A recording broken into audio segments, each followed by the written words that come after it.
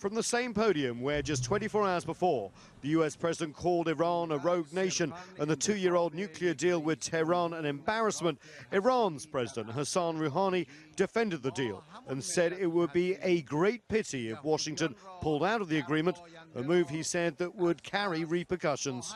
By violating its international commitments, the new U.S. administration only destroys its own credibility and undermines international confidence in negotiating with it or accepting its word or promise.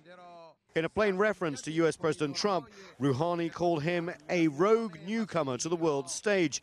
And even before President Rouhani spoke, Trump told reporters he'd already made a decision on the Iran nuclear deal.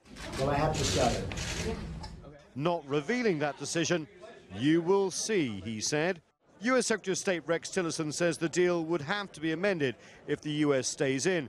The US says it's worried that the current monitoring of Iran is not intrusive enough and that Iran could be free to develop nuclear weapons after some provisions in the agreement expire in 10 years.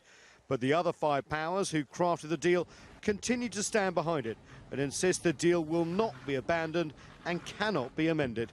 I expressed myself very clearly about the nuclear agreement with Iran yesterday. And according to me, what we have to do is to keep the 2015 agreement, because it was a good one, with a strong monitoring of the current situation. So what happens if this Iran deal is indeed pulled out from Washington? Well, apart from increased tensions between Washington and Tehran, Mike, there could be really serious consequences. Those that craft the deal think that could lead to more nuclear proliferation in the greater Middle East. And also, what if they wanted to sit down with the DPRK at one stage and ink a nuclear deal? Pyongyang may not trust American word. Remember, the US has pulled out, if it pulls out of this, it's not just the only treaty the Trump administration will want to amend. We have the North American Free Trade Agreement, the Trans-Pacific Partnership, which is abandoned, and the Paris Climate Accord as well. That's very interesting, Nathan. Let's look ahead to tomorrow. Wang Yi set to speak. What can we expect from him? Well, I think we can expect a defense of that Iran nuclear deal. Remember, China, one of the key negotiators and signatories, the permanent 5 members of the Security Council, plus Germany. Also, it'll be interesting to see what he says about the DPRK.